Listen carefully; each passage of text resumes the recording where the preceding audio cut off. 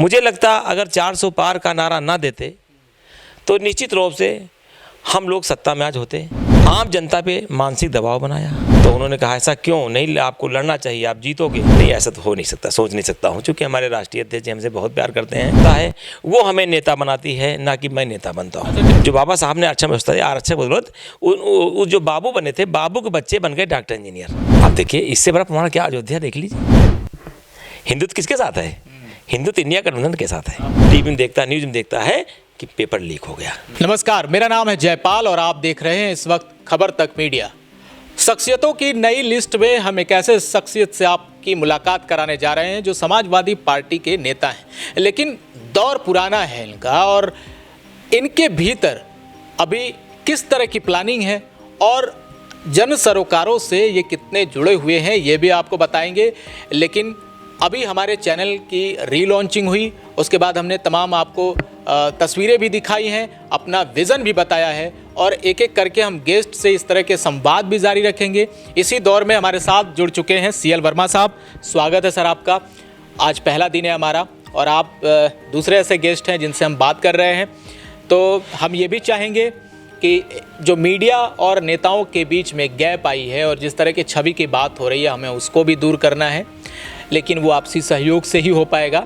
साथ ही सवाल सत्ता से भी होगी और विपक्ष से भी होगी। सबसे पहले तो मैं खबर तक मीडिया जो आप लॉन्च कर रहे हैं, मैं आपको बहुत बहुत बधाई देता हूं, शुभकामनाएं देता हूं। और आपने देखा हो जो बात अभी कही आपने कि मीडिया से लोग दूर क्यों भाग रहे थे। अभी आपने देखा होगा जो आम चुनाव लोकसभा का हुआ, उसका जब एग्जिट पोल आया और एग्जिट पोल जो कि हम लोग ये एनालिसिस कर रहे थे, हम लोग कम से कम 45 सीट के आसपास जीतेंगे, इससे कम नहीं जीतेंगे, हम लोग जो सोच रहे थे। और क्या देखा एग्जिट पोल में, किस तरह से नस्तनाबूद कर दिया, लेकिन उसके बावजूद भी हम लोग नहीं उससे विश्वास किए। तो मुझे बहुत खुशी हो रही है, खबर तक मीडिया चैनल पर आज बैठा हूँ मैं, और मुझे आशा नहीं विश्वास है कि आपके माध्यम से जनता की सारी खबरें जो निष्पक्ष होंगी वो जनता तक पहुंचाने का आप काम करेंगे।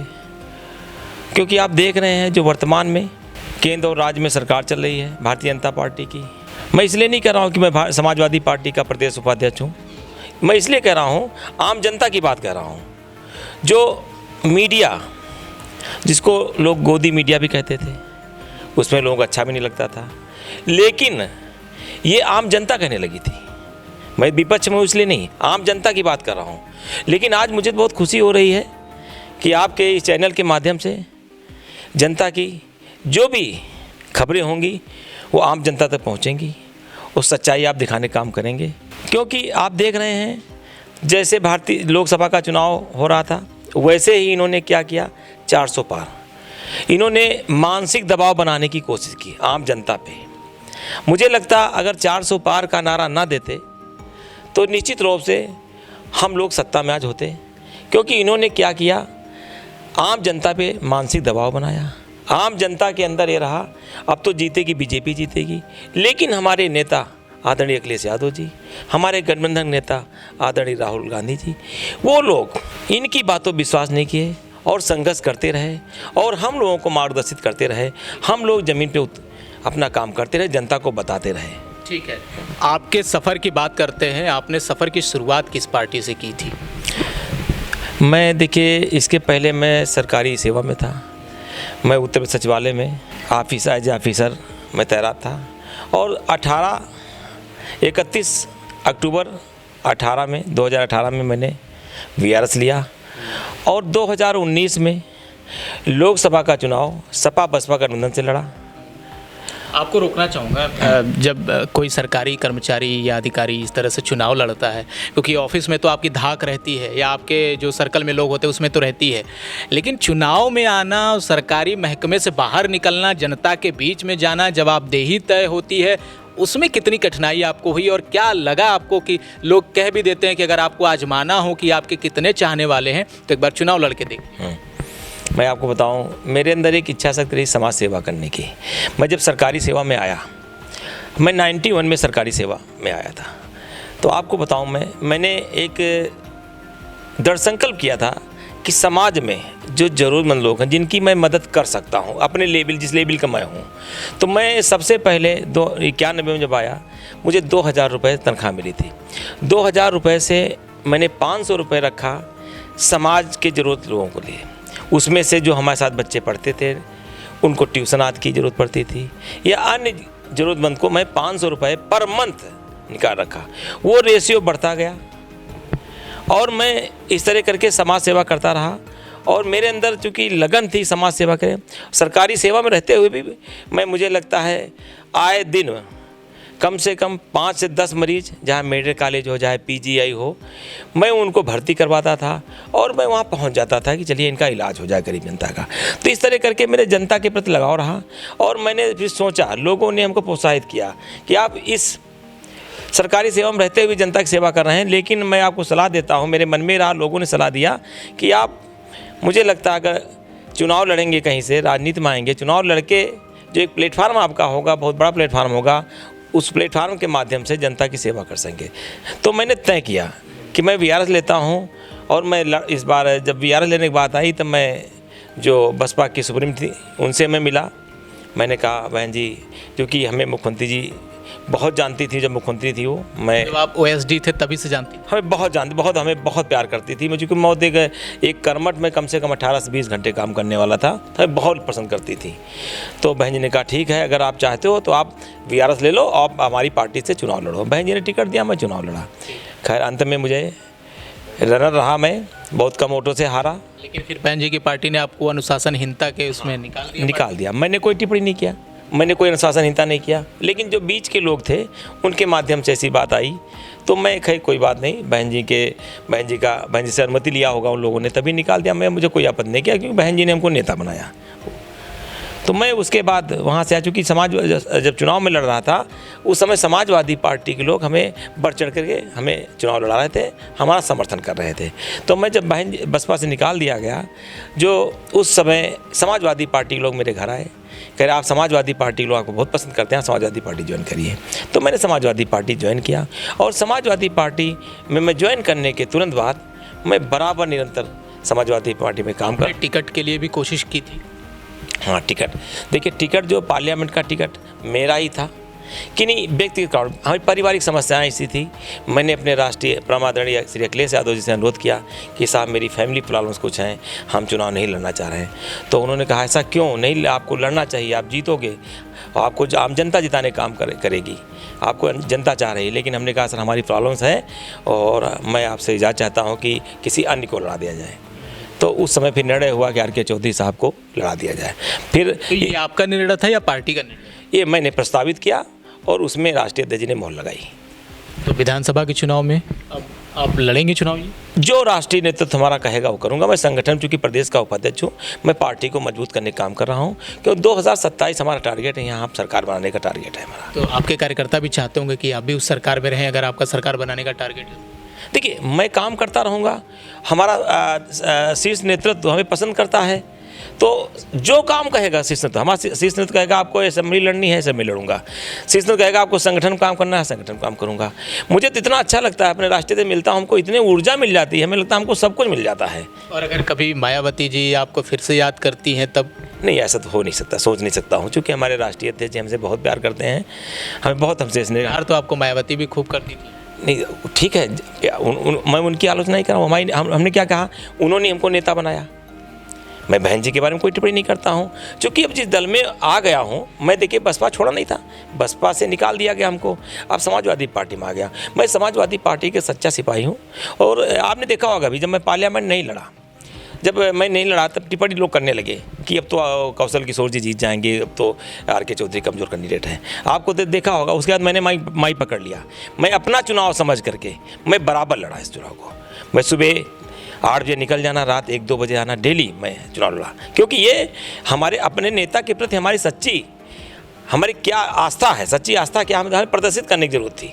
तो बसपा का जो प्रदर्शन हुआ है उससे आपको निराशा लगती है या ये लगता है कि बसपा कमज़ोर हो जाएगी तो हमें ही फायदा मिलेगा? देखिए ऐसा है ना, अब आपको बताऊं, जो हमारे राष्ट्रीय अध्यक्ष जी हैं आदरणीय अखिलेश यादव जी, उन्होंने जो PDA चलाया, PDA पिछड़ा, दलित, अल्पसंख्यक और जो अगड़ा है बिछड़ा इसी में ए में अगड़ा भी जो अगड़ा भी है, बिल्कुल अगड़ा। आप देखिए अगड़े हमारे साथ हैं, अगड़ा है जो वास्तव में जो अगड़े भी बहुत पिछड़े हुए लोग हैं उनको लेकर के। और हमारे राष्ट्रीय अध्यक्ष जी वास्तव में, जो लोग कहते थे बहुजन की बात करते हैं लोग, हमारे राष्ट्रीय अध्यक्ष जी वास्तव में दिल से बात करते हैं। वो सोच रहे हैं कि इस समाज को हम जो ज़रूरतमंद चीज़ें हैं इनको, इस समाज को न्याय दिलाने का काम मेरा है। उनकी इच्छा शक्ति है कि समाज को बराबर न्याय मिले। आपके समर्थक सुन रहे होंगे इस वक्त आपको, तो ये जानना चाहते होंगे कि CL वर्मा साहब किस विधानसभा से तैयारी कर रहे हैं, या कहाँ आपको लगता है कि आपकी पकड़ ज़्यादा मजबूत है मोहनलालगंज में?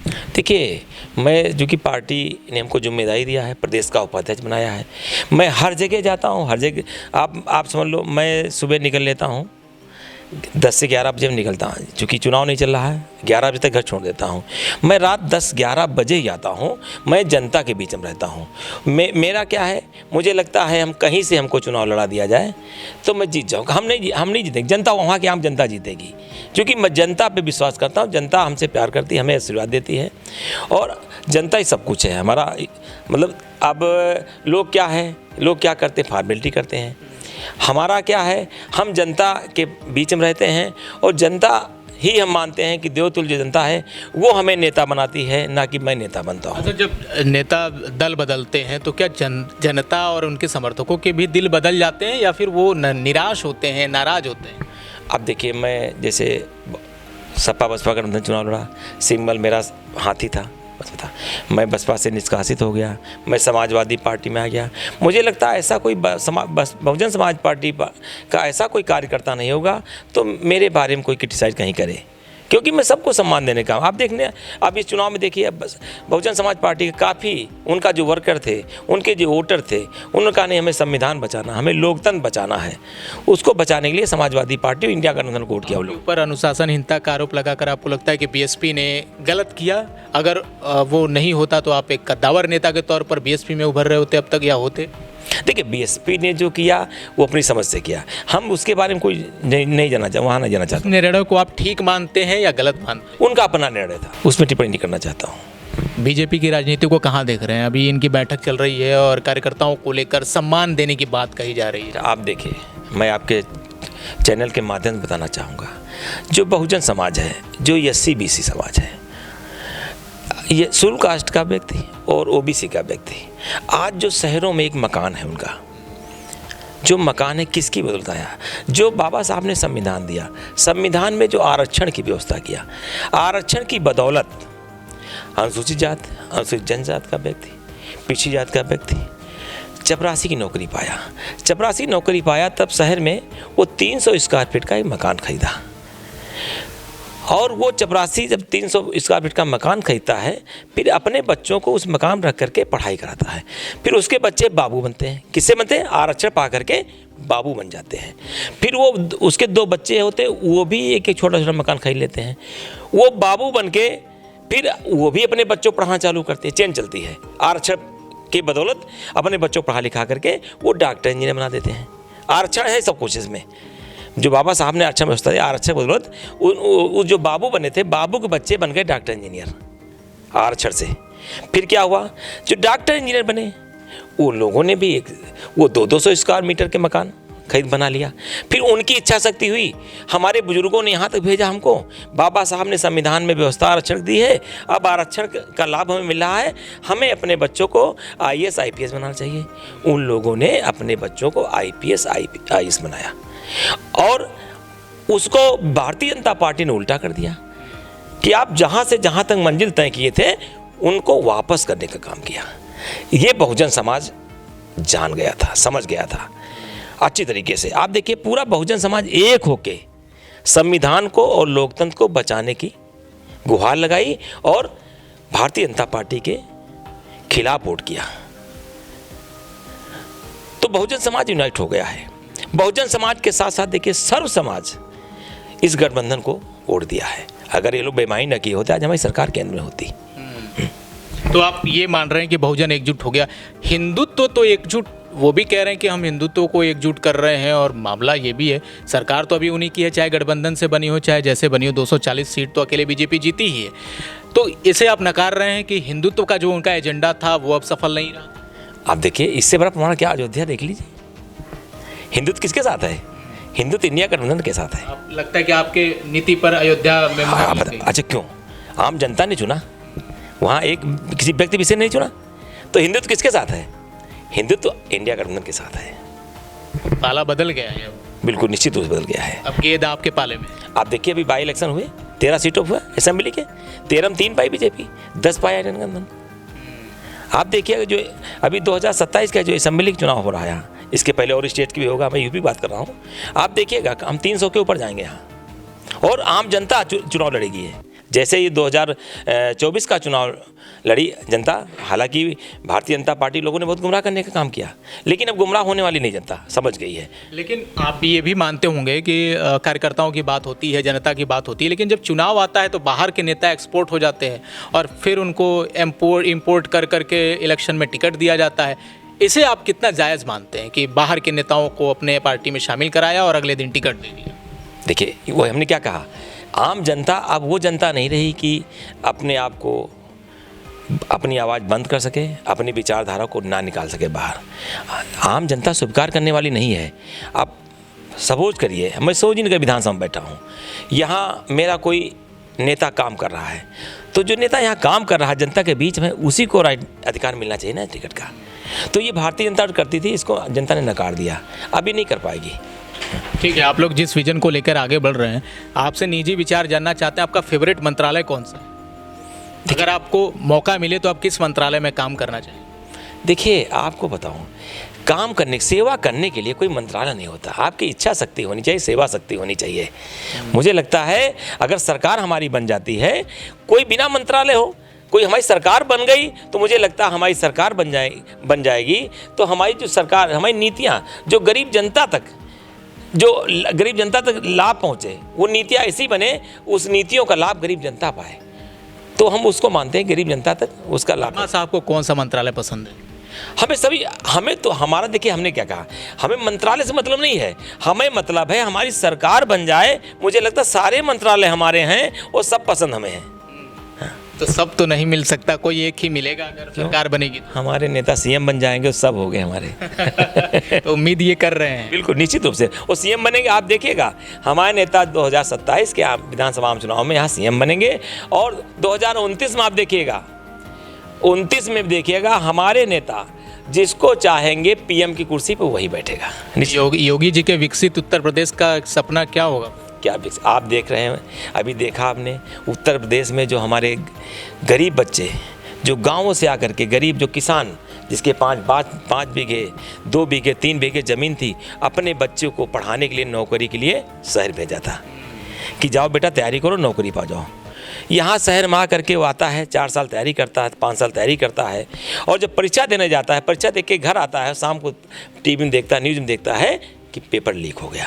तो ऐसी सरकार चल रही। तो इस भारतीय जनता पार्टी की नीतियों से, इसके कामकाज से जनता बिल्कुल उब चुकी है, इसको नकार दिया है। ये तो ज़बरदस्ती डंडा मारने की बात कर रहे हैं लोग। ये सही में हकीकत होगा कि ये अगले 27 में चले जाएंगे या फिर पहले ही चले जाएंगे, जैसा बहुत सारे लोग दावा कर रहे हैं कि योगी जी को हटाने की प्रक्रिया चल रही है? देखिए, भारतीय जनता पार्टी जो इंटरनल उनके यहाँ बहुत अंतरकला है, और योगी जी को छेड़ेंगे अगर ये, तो मिट जाए, ख़त्म हो जाएंगे। तो मतलब आप भी योगी जी की तारीफ कर रहे हैं? तारीफ नहीं कर रहा हूँ मैं, बीजेपी ख़त्म हो जाएगी। तो ये तो आपके लिए फ़ायदा होगा? नहीं, हमें तो देखिए, हम लोग तो तैयारी कर लिए हैं कि आम चुनाव हो, हम लोग चुनाव में आए, सरकार बनाए। अच्छा, फिर से आम चुनाव? हाँ, और क्या, हम चुनाव होना यहाँ। ऐसी उम्मीद है? विधानसभा की बात कर रहा हूँ मैं। विधानसभा बात कर रहा हूँ मैं। ठीक है। तो हमसे आपने बातचीत की, बहुत ज़रूरी मुद्दे पर बातचीत की, इसके लिए आपका बहुत बहुत शुक्रिया, आपने अपना कीमती समय दिया। हम पुनः आपको बहुत बधाई देता हूँ। मुझे आशा है, नहीं उम्मीद है कि आपके माध्यम से जनता तक सच्चाई, सरकार की जो गलत नीतियाँ हैं, सही नीतियाँ हैं, जनता तक आप पहुँचाने का काम करेंगे, मुझे आशा उम्मीद है। चलिए, बहुत बहुत धन्यवाद। और इसी के साथ समाजवादी पार्टी के प्रदेश उपाध्यक्ष CL वर्मा साहब हमारे साथ थे। बातचीत हुई, लंबी बातचीत रही, और इस बातचीत में एक चीज़ साफ जो निकल कर सामने आ रही है कि समाजवादी पार्टी इस वक्त उत्साहित है। न सिर्फ उत्साहित बल्कि बेहद उत्साहित भी कहा जा सकता है। 2027 का ये विधानसभा चुनाव बेहद दिलचस्प होने वाला है, और लड़ाई इतनी ज़्यादा बड़ी होगी, ये देखना भी होगा कि योगी आदित्यनाथ और अखिलेश यादव के इस टक्कर में किस पार्टी का अस्तित्व बचता है और कौन इस राजनीतिक सफर में अपना अल्प विराम देता है। वाराणसी, लखनऊ से जयपाल, खबर तक मीडिया।